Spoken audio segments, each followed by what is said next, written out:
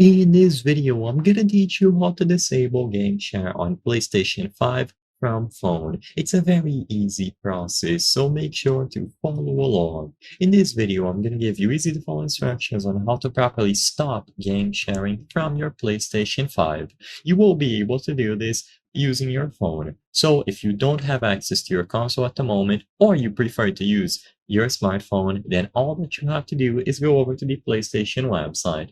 If you exclusively want to do this with your phone, you have to sign into your PlayStation Network account on the official PlayStation website. So open a web browser and in there sign into your account.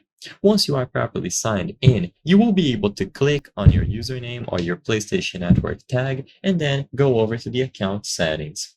When you go to account settings, you will have some categories at the left, and the one that you are looking for is device management right underneath other settings. When you choose device management, you will see all of the PlayStation consoles currently attributed to your PlayStation Network account.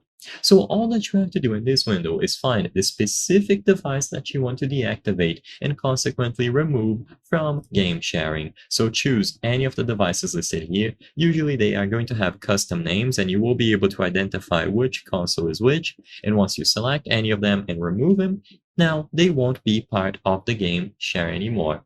You can also consider clicking the deactivate all devices button if you prefer, but this might also remove your own personal PlayStation 5, so keep that in mind. But to keep it simple, in summary, go over to the PlayStation website, sign in with your PlayStation Network account, access the account settings, and then under other settings, go over to device management. With this done, you will be able to find all of the consoles attributed to your PSN account and remove them individually. By removing them from this window, they will consequently no longer be part of the game share, and you can repeat this process with as many accounts or as many consoles as you have. I hope I was able to help you on how to disable game share on PlayStation 5 from phone.